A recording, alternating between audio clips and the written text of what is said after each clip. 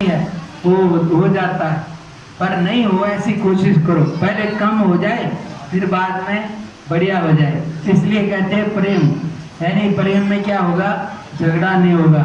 और प्रेम आ गया तो परमात्मा आ गया। और प्रेम क्या होता है, झगड़ा कब नहीं होगा पता है? अरे तुम अपनी खुशी का ख्याल करोगे, वो कहेगी अजी 11 बजे धूप में कौन चारा काटेगा अभी जल्दी से काट दे, हम कब तक भूख गर्मी मरेंगे। तुम उठोगे 10 बजे भजन से, तो वो क्या कहेगी, बोलेगी नहीं तो मन में तो बोलेगी तो इसलिए वो कुछ भी इंतजाम तो करना पड़ेगा। लेकिन समझने की बात क्या है कि भगवान कैसे प्रकट होगा या झगड़ा कैसे नहीं होगा, ये बात है बढ़िया समझने की। कि इसमें क्या है, जब भी हम किसी से कुछ आस करेंगे ना, आगे ऐसा करें तो झगड़ा होगा। इसलिए एक ही बात समझने की है, ताकि दूसरे की खुशी का ख्याल कर दे कि उसको कैसे ठीक हो बस, और उससे कोई आस ना करे तो फिर झगड़ा नहीं होगा। समझ में आया कि नहीं?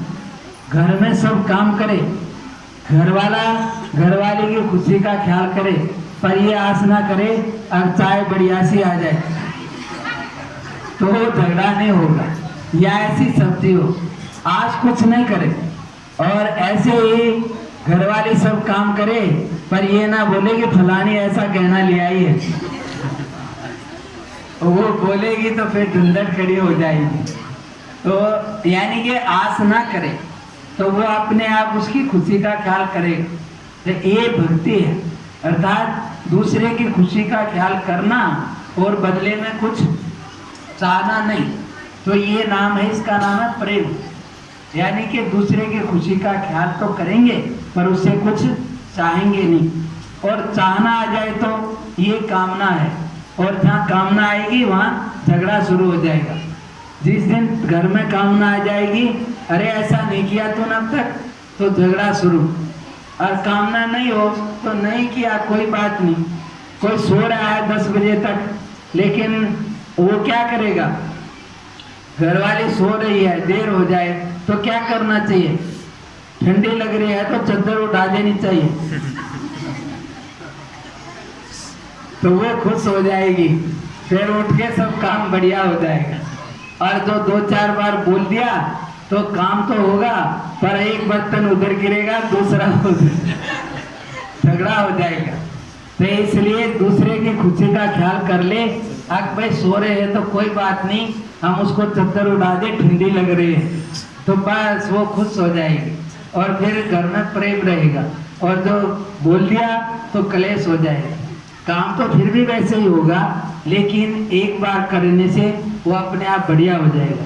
और वो भी देर हो जाए तो वो भी उसका ख्याल करे, बोले नहीं तो वो भी बढ़िया हो जाएगा। इसलिए दूसरे की खुशी का ख्याल करने से खुशी आ जाएगी, और अपनी खुशी का ख्याल करने से आफत आ जाएगी। तो ये इतना सा सार है थोड़े में, कि अपनी खुशी को छोड़ दे और दूसरे की खुशी का ख्याल कर ले, तो ये भक्ति है और प्रेम है। इससे परमात्मा प्रकट हो जाएगा, मतलब कि आनंद प्रकट हो जाएगा। और जहाँ कामना आ जाए, अगे ऐसा कर दे, ये अब तक इसने ऐसा नहीं किया, अरे कहाँ गई थी, अब तो रोटी नहीं बनाई, तो फिर क्या करेंगे? तो उस समय यही करना चाहिए, अगर भाई इसकी जगह मैं होता तो क्या करता, कोई आदमी आ गया था, बात घड़ती रही, तो मैं होता तो मैं भी घड़ता रहता।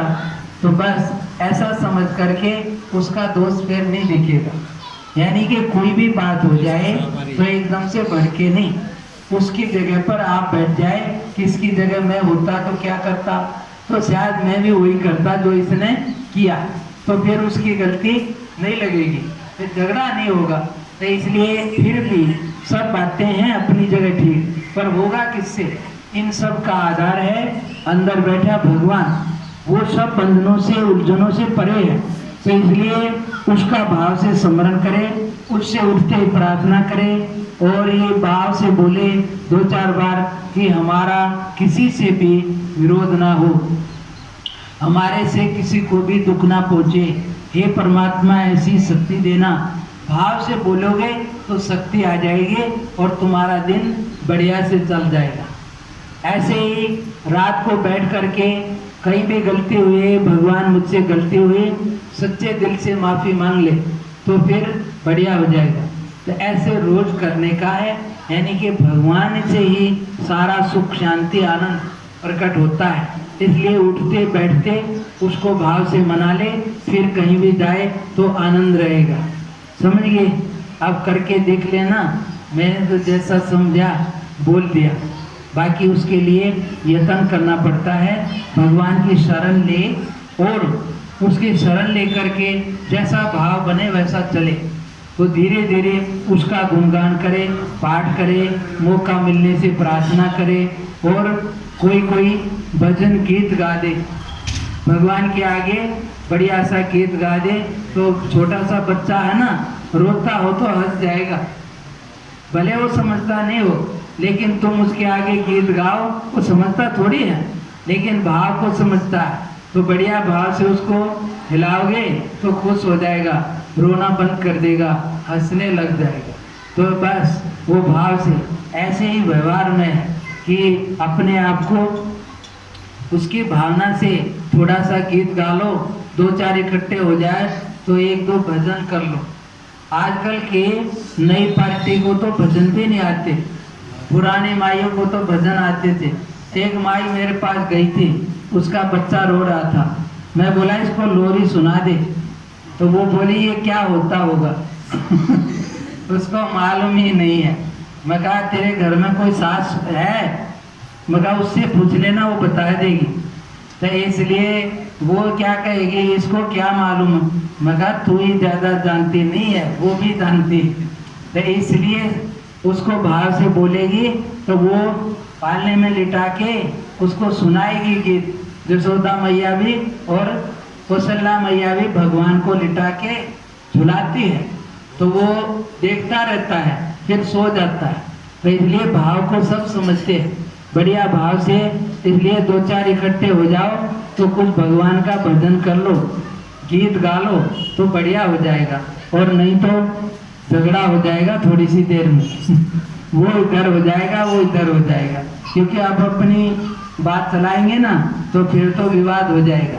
लेकिन भगवान को बीच में रख लोगे तो विवाद नहीं होगा।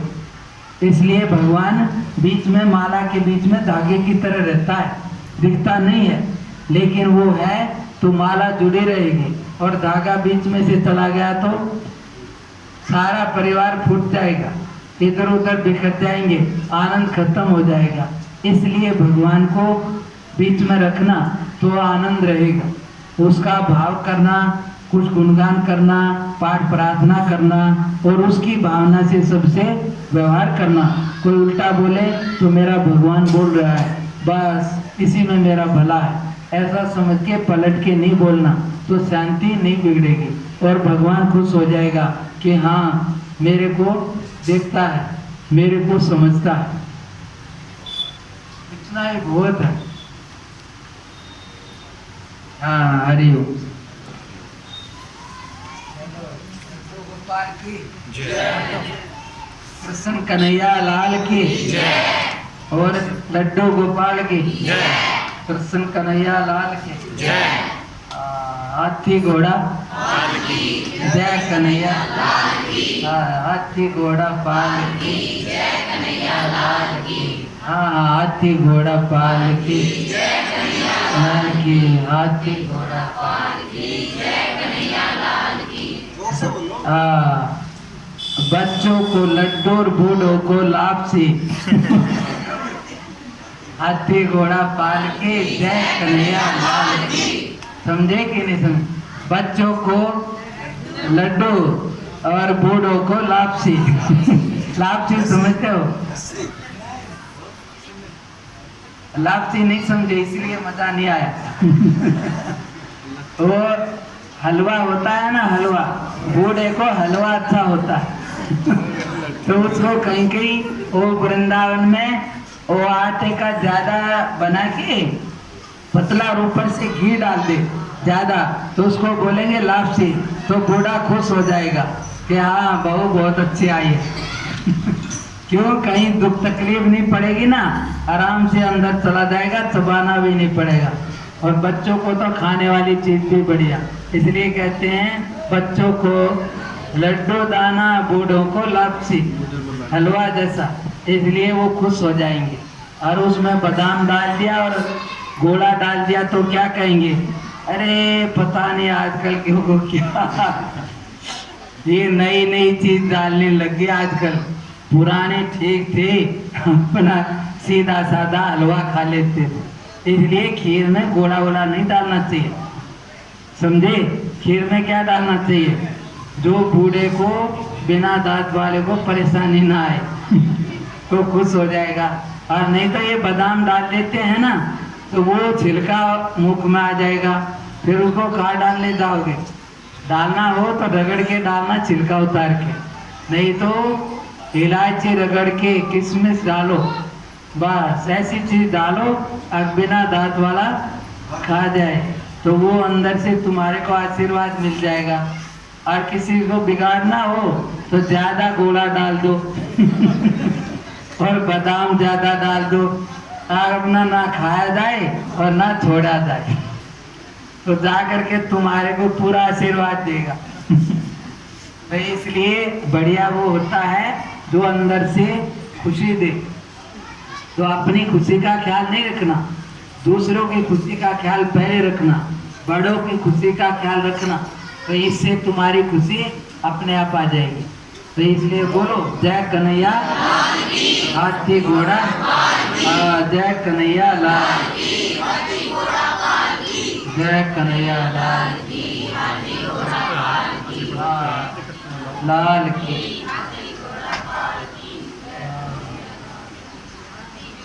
पाल की जय जय लड्डू गोपाल की, हाथी घोड़ा पाल की, जय कन्हैया।